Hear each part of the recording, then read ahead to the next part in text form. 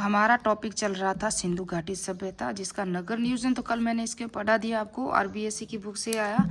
ये एनसीईआरटी की बुक है जो भारतीय इतिहास के कुछ विषय भाग 1 है। इसके अंदर से मैंने सारे जो भी था वो पढ़ा दिया आपको। टॉपिक था हड़प्पा सभ्यता, ये हमने यहाँ से पढ़ाया था आपको।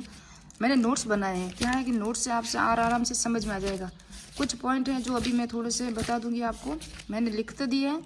ये तो आएगी हड़प्पा सभ्यता, सॉरी आरंभी सभ्यता, जैन वैदिक सभ्यता। यह आपने कब्रगाह देखा होगा, एक जो कब्रिस्तान मिला था, हड़प्पाई समाधान। आपको पता है कलश समाधान कहाँ मिले थे?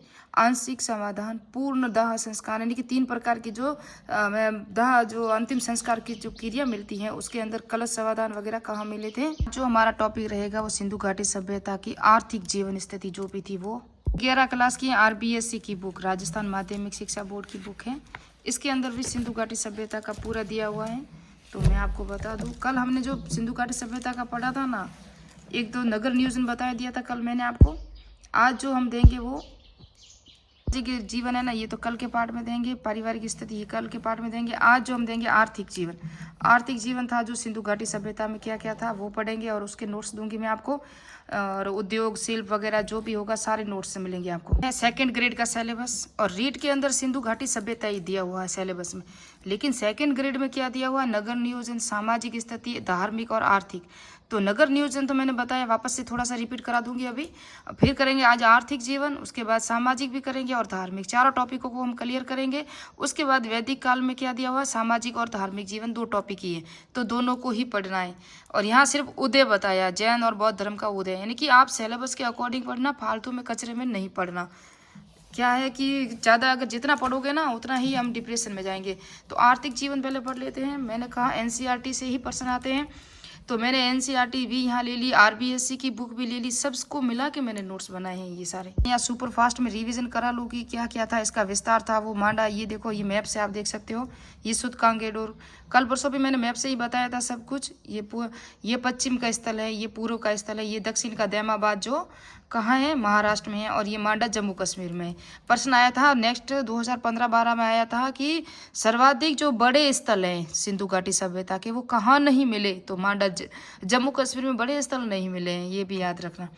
और ये आकार इसका त्रिभुजाकार, विस्तार इसका उत्तर से दक्षिण तक, शोरतगुई व मुंडी का सबसे कम स्थल मिले हैं, वो स्थल है अफगानिस्तान में 2 स्थल है। उसके बाद है इसकी जो है ना क्षेत्रफल देखोगे तो 12,99,000 वर्ग किलोमीटर था पहले, लेकिन वर्तमान में 20 लाख वर्ग किलोमीटर है। ये नवीनतम आंकड़े हैं। और वर्तमान आकार समचतुर्भुजाकार है, पहले इनको त्रिभुजाकार कहा जाता था। ये दास्क नदी के किनारे हैं यहाँ जम्मू कश्मीर में, आलमगीरपुर यहाँ हिंडन नदी के किनारे, ये दैमाबाद। ये थोड़ा सा मैप से समझाया। जिन जिन को पढ़ा रही हो ना आप, प्लीज़ इसको नोट्स को आप याद करना, क्योंकि एग्जाम में प्रश्न यहीं से आते हैं। क्योंकि मैंने यहाँ सौरभ चौबे है ना, सौरभ चौबे, उनके भी नोट्स शामिल किए हैं। और एनसीईआरटी आरबीएससी तो एक भी पॉइंट बाहर नहीं है। और ये भी बताना, अगर आप कोई मेरे जिस तरह से मेरे जैसे महिला वर्ग है उनको कितना टाइम मिलता है। आपको पता है, अगर आप पुरुष वर्ग यानी कि जो मेरे भाई है ना वो नाराज ना हो जाए, लेकिन महिलाओं को 1 दिन की या 1 टाइम की छुट्टी नहीं होती है, कभी छुट्टी होती ही नहीं है। सुबह खाना, शाम को खाना, दोपहर को भी चाय वगैरह, यानी कि 1 टाइम का भी काम उनको छुट्टी नहीं होती। जितने भी भाई है मेरे भाई, उनका कभी अमावस हो जाती है, कभी संडे हो जाता है, कभी गर्मी की छुट्टियां हो जाती है अगर टीचर है तो, किसी की सर्दी की छुट्टियां, यानी कि कुल मिला के उनको छुट्टियाँ होती है। क्या महिलाओं के लिए आवाज़ नहीं उठानी चाहिए हमें? लेकिन उठा के कहाँ जाएंगे, कहीं जगह भी तो नहीं है। तो इसलिए कह रही हूँ, महिलाओं को कोई छुट्टी नहीं होती, उनको काम करना ही करना है, चाहे वो बीमार है। अगर 1 घंटा खाना बनाने में लेट हो जाए तो भी उसको खरी खोटी कि अभी तक क्या कर रही हो, बस यही समझ लो। चाहे बीमार हो, चाहे किस हालत में हो, छुट्टी उसकी होती ही नहीं है। पता नहीं कैसा ये रिवाज है, पता नहीं। अब घर को आबाद रखने के लिए ये सब करना भी पड़ता है। नहीं करेंगे तो कह देंगे कुछ और, कुछ नाम भी रख देंगे, काम नहीं करेंगे तो। पढ़ाई करेंगे तो क्या लेंगे, पढ़ीश्री है कुछ। यानी कि मैं ना देहांती जो इलाका होता है ना, गांव ग्रामीण इलाके से हूँ। मैं यहाँ कोई पढ़ा लिखा नहीं है, यहाँ इतना पढ़ा लिखा कोई नहीं है जो कंपटीशन एग्ज़ाम की तैयारी कर रहा हूँ। तो पढ़ना तो बहुत दूर की बात है, काम करो घर के। और खास मिला के जहाँ भी जाओगे यही पूछा जाता है कि देना क्या है। पता है क्या देना किसे कहते हैं? आपकी भैंसें कितनी, आपकी गाय कितनी, आपकी बकरियाँ कितनी। अब मेरे तो वो कुछ नहीं, जवाब ही नहीं दे पाती। सारा दिन क्या करती हो? सोती हूँ, क्या करूँ और। कौन कह सकता है। अगर आपका सहयोग मिला और कामयाब रही तो एक दिन बता दूंगी मैं भी कि मैं क्या करती थी। सिंधु घाटी सभ्यता का नगर नियोजन देखेंगे हम। मैं थोड़ा सा पढ़ाया था कल आपको कि नगर नियोजन में क्या क्या था, उनका जो स्नानागार वगैरह भी बताया था, लेकिन थोड़ा सा डीपली मैं बता दूं। मोहनजोदड़ो, हड़प्पा और धोलावीरा चोलिस्तान की स्थिति, लूरेवाला, गनेरेवाला, ये वृहद स्थल थे, जो सबसे बड़े आकार में बड़े स्थल थे ना। मध्यम आकार के स्थल थे वो थे जुरजोदड़ो और जुदेर जोदड़ो, मैंने कल बताया था आपको, और कालीबंगा तथा रहमान डेरी, ये 20 हेक्टेयर में जो फैले हुए थे। लघु आकार के आमरी, लोथल और चंदूरो थे। अति लघु, इतना मैंने डीपली नहीं दिया, सिर्फ आरबीएससी में पॉइंट जितने थे वो दिए थे। ये सौरभ चौबे की बुक से भी लिए हुए हैं ना, इसलिए थोड़े से डीपली पॉइंट है, और आजकल एमसीक्यू डीपली ही आते हैं। सभी नगर 2 भागों में विभक्त थे, पश्चिमी टीला, पूर्वी टीला। मैंने पश्चिमी टीला बता दिया था आप तो आपको कि वो क्या था, शासक वर्ग का था, ऊंचा होता था, वहाँ शासक वर्ग रहता था, निवास करता था। पूर्वी टीला जहाँ जनता रहती थी, नगर निवासी रहते थे। एकमात्र स्थल कालीबंगा जहाँ से 3 टीलों के अवशेष मिले। लोथल सुरकोटना से 2 टीले भी नहीं मिले, यह एक ही रक्षा प्राचीर से गिरे थे, यानी कि लोथल और सुरकोटना ना, वहाँ 2 टीले मिले थे। कालीबंगा जहाँ 3 टीलों में विकसित था और यहाँ से कोई नहीं मिला। सैंधव नगरों का निर्माण सामान्य चेस बोर्ड यानी ग्रिड पद्धति पर आधारित था। सीटाडेल किसे कहते हैं, दुर्ग जो आयताकार समांतर चतुर्भुज होता है, लेकिन बनावली के सीटाडेल दुर्ग की बनावट अर्धवर्ताकार, लोथल की विषम चतुर्भुज। सीटाडेल को याद रखना, ये एग्जाम में यूपीएससी में आया हुआ है। मैप भी बनाए थे। सीटाडेल, लोथल के सीटाडेल को एक्रोपोलिस कहा गया। सामान्य सीटाडेल पश्चिमी दिशा में ही बनेगा, लेकिन लोथल का सीटाडेल दक्षिणी पूर्व में था। याद रखना, सीटाडेल यानी टीला, जो ज्यादातर हमने देखा है पश्चिमी दिशा में थे टीले, जिस पर शासक वर्ग रहते थे। लेकिन लोथल एकमात्र ऐसा स्थान है जहाँ दक्षिण पूर्व में स्थित है। धोलावीरा का सीटाडेल को कासब क्षेत्र या वैली क्षेत्र कहा गया। प्रमुख 7 नगर थे सिंधु घाटी सभ्यता में। ये मोहनजोदड़ो, ये देखो पश्चिमी टीला दुर्ग सीटाडेल, और ये पूर्वी टीला जो आवासीय स्थल जहाँ नगर निवासी रहते थे। ये पश्चिमी टीला है ना, जो शासक वर्ग ही रहता था। यहाँ कालीबंगा है ना, मिट्टी की दीवार से घिरा हुआ था, ये भी याद रखना। और ये कृत्रिम टीला, ये जो था ना, जो मोहनजोदड़ो का टीला, उसको मिट्टी डाल के ऊंचा उठा दिया गया था, जिससे टीला बना था। यहाँ टीला था नहीं। शासक वर्ग, आज भी हम कहते हैं ना, मकान बनते थे क्या कहते हैं, भर्ती बननी है, तो वो भर्ती बन के इनको ऊंचा किया गया था। हमारे राजस्थानी भाषा में कहते हैं। धौलावीरा है ना, धौलावीरा, ये दोहरा दुर्गीकरण था, यानी कि एक बार दीवार थी, दूसरी बार और दीवार की गई थी, और 3 भागों में विभक्त था। ये देख सकते हो मैंने, ये चंदूड़ो एक ही टीला, इस एक टीले पर था। और ये लोथल, दोनों का विभाजन नहीं हुआ है ना, और ये एक ही था। यानी कि प्राचीन रसोई घर वगैरह बनावली है ना, बनावली की ऐसी व्यवस्था थी। यहाँ रसोई घर थी, खाई था, वॉश स्पेस था, सब कुछ था। बनावली ऐसा यानी कि समृद्ध स्थल था बनावली, जहाँ मिट्टी का हल बनना मिला है। आपको पता हो तो ये रीट में आ चुका है कि मिट्टी के हल का हमें कहाँ प्रमाण मिले हैं, तो बनावली से मिले थे। पूर्वी टीला दुर्ग सीटाडेल, प्राचीन किला, प्राचीर जो किले बंद होता था। कालीबंगा के पश्चिमी टीले में कालीबंगा फर्स्ट, पूर्वी टीले को कालीबंगा सेकंड, और दुर्ग का निचला नगर था, वो प्राचीर युग थे दोनों, है ना। मैंने पढ़ा ली थी आपको पूरी की पूरी, है ना। ये तो इसका नगर नियोजन जो भी व्यवस्था थी। सभ्यता का आर्थिक जीवन पढ़ेंगे, क्या पढ़ेंगे, आर्थिक जीवन पढ़ेंगे। सिंधु घाटी सभ्यता, मुख्य फसल, सिंचाई के साधन, शिल्प उद्योग, व्यापार का माध्यम, ये कृषि हड़प्पाकालीन अर्थव्यवस्था, कृषि, पशुपालन, आंतरिक व विदेशी व्यापार पर निर्भर थी कृषि। हड़प्पा सभ्यता से कोई हल या फावड़ा नहीं मिला। हड़प्पा सभ्यता से कोई हल नहीं मिला, लेकिन बनावली से मिला है। परंतु एक फर्स्ट कालीबंगा से जूते हुए खेत के साक्ष्य मिले। इससे यह अनुमान लगाया जाता है कि लकड़ी के हलों का प्रयोग होता था, लकड़ी के हलों का। और प्राक हड़प्पा स्तर से साक्ष्य, यानी कि यहाँ वेरी मोस्ट लिखा हुआ है, देखो, ताम्र पाषाणिक स्थल वाल की महाराष्ट्र से 2 विशेष प्रकार की हड्डी के उपकरण मिले, जिसमें बीज बोने की मशीन 12 सिंगे की सींग से निर्मित होने के। तो ये भी याद रखना, जो कहाँ है, महाराष्ट्र में वाल की क्षेत्र है, वहाँ पर बीज बोने की मशीन का साक्ष्य मिले हैं। तो ये तो नहीं आ सकता हमारे, ये तो मैंने फर्स्ट ग्रेड के अकॉर्डिंग ही आपको पढ़ाया था, बताया, नोट्स बनाए हैं। डीडी कोसांबी, हड़प्पई लोगों को भारी हल का ज्ञान नहीं था। ये कौन कह रहा है, डीडी कोसांबी जी कह रहे हैं कि हड़प्पई लोगों को भारी हल का ज्ञान नहीं था। प्रमुख फसल गेहूं और जौ थी, यव भी था। प्रमुख जो बोई गई फसल थी वो जौ भी थी। और यव किसे कहा गया, यव जौ को कहा गया। ये एग्जाम में आया हुआ है प्रश्न, यव किसको कहा गया था। 9 प्रकार की फसलों का ज्ञान था, गेहूं, जौ, कपास, मटर, तिल, बाजरा। रोजदी से बाजरे की 6 किस्में प्राप्त हुई हैं। कहाँ से, रोजदी। और एक और रागी और एक है ना, रागी और एक से अनजान थे, ये परिचित नहीं थे। रागी और एक से अपरिचित थे, और रागी एक का भी एग्जाम में प्रश्न आ चुका है। साक्ष्य कहाँ मिले हैं, तो चावल के साक्ष्य है ना हड़प्पा, कालीबंगा, लोथल, बालू, कुनाल, रंगपुर, मोहनजोदड़ो से चावल के साक्ष्य मिले। गेहूं के प्रमाण हड़प्पा, मोहनजोदड़ो, कालीबंगा, लोथल, रंगपुर, यानी कि जो जो चावल के साक्ष्य मिले जहाँ जहाँ गेहूं के भी मिले हैं, ऐसे हम अनुमान लगा सकते हैं। जो हड़प्पा, मोहनजोदड़ो और कालीबंगा से ही जो के साक्ष्य मिले हैं। बाजरे के प्रमाण सुरकोटड़ा, रोजदी, सोरतगुई और हड़प्पा से मिले हैं। मोहनजोदड़ो से नहीं मिले हैं बाजरे के साक्ष्य। सुरकोटड़ा कहाँ है? ये पाकिस्तान में, याद रखना। सोरतगुई कहाँ है? अफगानिस्तान में। हड़प्पा भी पाकिस्तान में। रोजदी ये हरियाणा में या पंजाब में, हमारे यहाँ राजस्थान में रोजदी। रोजदी जो स्थल है ना, रोजदी, ये कहाँ है? गुजरात में, याद रखना। जूनीकुरन ऐसी कोई था, ये आया था एग्जाम में, कच्छ के रण में जूनीकुरन। प्रभास पाटन कहाँ है? गुजरात में। ये एग्जाम में आ चुके हैं प्रश्न। लहसुन हरियाणा से बालू से मिले थे, लहसुन के साक्ष्य। तरकई किला है ना, से गेहूं और खेत के मटर, अनाज काटने का हसिया भी मिला था। सैंधव क्षेत्र से कपास, मेहंदी, अंगूर की प्राप्ति भी हुई है। कहाँ से? सिंधु घाटी सभ्यता से। अब यहाँ सिंचाई के साधन क्या थे? सिंचाई में नहरों का प्रयोग नहीं करते थे, लेकिन अपवाद स्वरूप अफगानिस्तान के सोरतगुई नहरों का प्रयोग नहीं करते थे, लेकिन सोरतगुई से हमें नहरों के साक्ष्य मिले हैं। आरबीएससी के कल पॉइंट में हमने पढ़ाया था। ऑरेल स्टाइन ने बलूचिस्तान के गवरबंद यानी कि बांध की खोज की है। ऑरेल स्टाइन ने बलूचिस्तान में। तो याद रखना, बांध के भी साक्ष्य मिले हैं सिंधु घाटी सभ्यता से, और नहरों के साक्ष्य सोरतगुई से मिले हैं। सिंचाई वर्षा जल, एक टेकली प्राचीन जलाशय, कुओं से खेती की जाती थी। याद रखना, यहाँ से की जाती थी। यह है धोलावीरा से शैलकृत पत्थर, जलकुंड, तालाब, उन्नत, यानी कि धोलावीरा से मैंने कहा जलाशय से साक्ष्य मिले हैं। शैलकृत पत्थर का बना हुआ जलकुंड यानी बांध, तालाब, उन्नत मिला है, जल प्रबंध को दर्शाता है। धोलावीरा से 31 सीढ़ियों वाला तालाब मिला है। वेरी इंपॉर्टेंट है।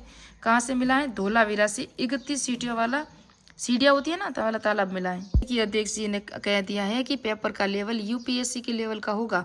एनसीईआरटी से एमसीक्यू बाहर नहीं जाएगा। अगर आप कोई आयोग पढ़ रहे हैं, कोई संस्था पढ़ रहे हैं, कोई योजना पढ़ रहे हैं, तो आरपीएससी की साइट पे जाके पढ़िए, न कि किसी गाइड से पढ़े, न कि किसी कोचिंग सेंटर के नोट से पढ़े। ये ऐसा हमारे जो है ना शिक्षा मंत्री है दिलावर सिंह है, कौन है, उन्होंने कुछ बयान किया, नोटिस जारी किया, इसलिए मैं आपको ये सब डिटेल से पढ़ा रही हूँ। राजस्थान गणेशर सभ्यता से प्रशस्त निर्मित बांध के साक्ष्य हमें गणेशर सभ्यता से भी मिले हैं। अल्लाह से कुओं के साक्ष्य व नालियों से जुड़े प्रमाण मिले हैं।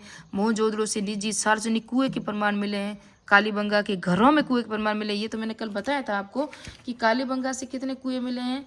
कालीबंगा से मिले, घरों से कुएं मिले हैं, लेकिन जो सिंधु घाटी सभ्यता में कुओं की जो संख्या थी ना, वो कितनी थी? घाटी का जो पॉइंट है, ये बुक है, देख सकते हो आप।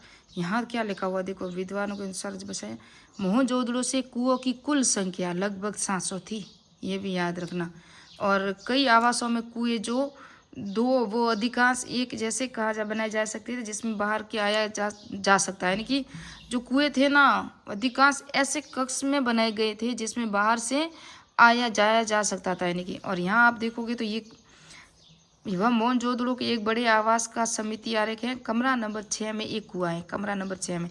तो ये पूरा आवासीय स्थल जो है कुआं मोहनजोदड़ो का है, एनसीईआरटी की बुक में दिया हुआ है। गंगा के तो घरों में कुएं के साक्ष्य मिले हैं, और मोहनजोदड़ो से निजी और सार्वजनिक कुएं मैंने अभी बता दिए, 700 कुएं भी मिले थे। अलादीन से कुएं के साक्ष्य, ये तो हमें इम्पोर्टेंट इतना है नहीं। हड़प्पा और धोलावीरा से कुओं की प्राप्ति कम हुई, लेकिन क्या हुआ, बनावली राखी गढ़ी में भी प्रमाण मिले। बनावली और राखी गढ़ी में, याद रखना, वेरी इंपॉर्टेंट है। हड़प्पा और धोलावीरा का साइन बोर्ड मिला था, मैंने ये बता दिया। जलाशय के स्टेडियम तो बताया ही है कि जलाशय और स्टेडियम के साक्ष्य मिले ही।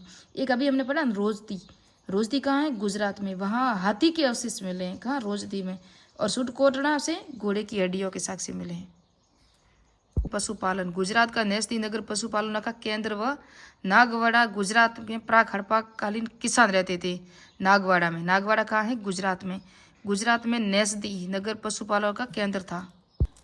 बैल, गाय, भेड़, बकरी, सूअर आदि पालते थे। गाय, ऊंट, घोड़ों का अंकन मोहरों पर नहीं मिलता। याद रखना, वेरी इंपॉर्टेंट है, क्योंकि मोहरों सर्वाधिक सिंधु घाटी सभ्यता की जानकारी हमें मोहरों से मिलती है, लेकिन मोहरों पे देखो गाय, ऊंट, घोड़े का अंकन नहीं मिलता है हमें। गाय की आकृति युक्त कोई मूर्ति नहीं मिली है, मूर्ति कोई नहीं मिली। कुबड़ वाला बैल विशेष महत्व रखता है। कुबड़ वाला बैल तो हमें मुद्राओं पे मिलता है। घोड़े के अस्थि पंजर केवल सुरकोटड़ा गुजरात से, जबकि ताम्र पाषाणकालीन स्थल कायता से भी घोड़े की हड्डियां मिली। कोई कायता मैंने ये तो पढ़ाया हुआ, जितनी भी प्राचीन संस्कृतियाँ यूजीसी नेट के अकॉर्डिंग भी पढ़ाया था। जबकि जोरवे संस्कृति का इनाम गांव जहां घोड़े का पालतू पशु के प्रमाण मिले। गुजरात के शिकारपुर गांव पालतू पशुओं में घोड़ा, भैंस, कुत्ते के प्रमुख साक्ष्य मिले। तो पालतू पशुओं में गुजरात का शिकारपुर गांव, जहां पालतू पशुओं में घोड़े के साक्ष्य हमें मिलते हैं, भैंस के मिलते हैं और कुत्ते के मिलते हैं। ये भी याद रखना है ना।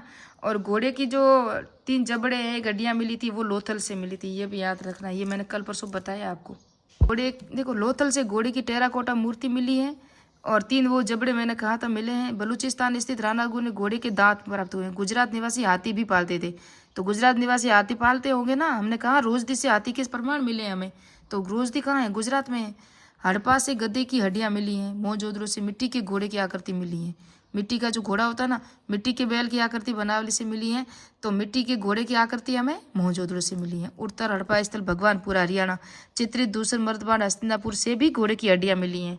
हस्तिनापुर से महापाषाणिक कब्र माहूजारजी नायकपुर महाराष्ट्र। ये तो महाराष्ट्र हमारा इतना इम्पोर्टेंट नहीं है। कर्नाटक हुलूर से भी घोड़े की हड्डियां मिली हैं। ऊँट 2024 में ऊँट संयुक्त राष्ट्र संघ में ऊँट वर्ष घोषित किया गया, ये हमने देखा था। मोहनजोदड़ो, हड़प्पा, कालीबंगा, सुरकोटड़ो कुबड़दार ऊँट के जीवाश्म मिले। कहाँ का? मोहनजोदड़ो, हड़प्पा और सुरकोटड़ा, तीनों तो पाकिस्तान में आ चुके हैं। हमारी कालीबंगा है, वहाँ भी ऊँट के कुबड़दार ऊँट के जीवाश्म मिले। कालीबंगा से ऊँट की हड्डियाँ मिली हैं, ये भी याद रखना, परीक्षा में आ चुका प्रश्न। मोहनजोदड़ो से ऊँट को दफन के साक्ष्य मार्टिन व्हीलर ने खोज के बाद इस काल को बताया था, यानी कि मार्टिन व्हीलर ने इसकी खोज की फिर बताया। हाथी दांत मोहनजोदड़ो, हड़प्पा, मुक्सुर कोटड़ा से अवशेष। लोथल से पूरा हाथी दांत। मोहनजोदड़ो से हाथी दांत का कपाल खंड मिला है। मोहनजोदड़ो से ऊँट के दफन के साक्ष्य, ये तो बताया। हाथी दांत कहाँ मिला है? मोहनजोदड़ो, हड़प्पा और सुरकोटड़ा से अवशेष। और लोथल से पूरा हाथी दांत मिला। कहाँ मिला? लोथल से। ये भी गुजरात में था, तो हाथी तो थे ही वहाँ। मैंने कहा रोजदी हाथियों के पालने की जो भी प्रमाण मिले हमें। मोहनजोदड़ो से हाथी का कपाल खंड मिला है। हाथी दांत पर बनी पुरुष आकृति भी मिली है। कहाँ से? मोहनजोदड़ो से। कला और उद्योग हड़प्पा सभ्यता कांस्य युगीन सभ्यता थी। वस्त्र उद्योग प्रमुख था। मोहनजोदड़ो से हड्डी की सुइयां मिली। कहाँ से मिली? मोहनजोदड़ो से। नवपाषाणकालीन मेहरगढ़ गुफर काल से भी मिली। मिट्टी के बर्तन बनाना भी हड़प्पा काल के मर्दबान था। कुमार के चाक पर निर्मित कुम्हारों की बस्ती के प्रमाण भी हमें मोहनजोदड़ो से मिले हैं। लाल काले मर्दबान मोहनजोदड़ो ने से दयाराम साहनी ने चांदी के कलश में मजीठ से लाल रंगे हुए कपड़े के प्रमाण मिले हैं। किसको? दयाराम साहनी को मिले हैं मोहनजोदड़ो से। आलमगीरपुर यूपी में मिट्टी की नाद पर बुने हुए वस्त्र के साक्ष्य। मोहनजोदड़ो, हड़प्पा, नौसारो, चंदूड़ो बर्तन बनाने के चूल्हे मिले हैं। ईंट निर्माण के भट्टे मोहनजोदड़ो से मिले। सीप और मोती उद्योग ये नेक्स्ट में पढ़ेंगे, क्योंकि वीडियो बहुत बड़ा हो गया। और मोती उद्योग, व्यापार और वाणिज्य, इन दोनों को नेक्स्ट पार्ट में पढ़ेंगे। माप तोल, लिपि, मोहरे, बंदरगाह, फिर हमारे आर्थिक जो तोल देख सकते हो। बहुत बड़ा वीडियो है, बहुत बड़े जो जानकारी है। उसके बाद मोहरे पढ़ेंगे हम। मोहरा वेरी इंपॉर्टेंट है। मोहरे भी पढ़ेंगे जो आर्थिक व्यवस्था में आता है, सामने आर्थिक जीवन में आता है सिंधु घाटी सभ्यता के में। नेक्स्ट वीडियो में जय हिंद जय भारत। मेरे चैनल को सब्सक्राइब कीजिए, लाइक कीजिए, कमेंट कीजिए। और नेक्स्ट पार्ट में माप तोलिए, मुझे लगता है आर्थिक जीवन भी पूरा बड़ी मुश्किल से होगा 2 वीडियो में। उसके बाद हम पढ़ेंगे सामाजिक जीवन, फिर राजनीतिक जीवन, फिर सिंधु घाटी सभ्यता पूरी कर लेंगे। वैदिक सभ्यता को मैंने तुलनात्मक अध्ययन करके बताया था कि लोहे से परिचित थे या नहीं थे, कृषि कहाँ की जाती थी, पशुपालन के साक्ष्य कहाँ मिले, यानी कि बिल्कुल क्रम से बताया था मैंने कि ये कैसी व्यवस्था थी, इसका निवास स्थान कहाँ था। आर्यवर्त, ब्रह्म ऋषि देश, सिंधु घाटी, सप्त सैंधव प्रदेश में कौन रहते थे, गंगा दोआब में कौन रहते थे, उनका तुलनात्मक अध्ययन ही किया था अभी। फिर वैदिक सभ्यता को भी पढ़ेंगे, तो हम क्रम से ही पढ़ेंगे। मिलते हैं नेक्स्ट पार्ट में, नेक्स्ट वीडियो में। जय हिंद जय भारत।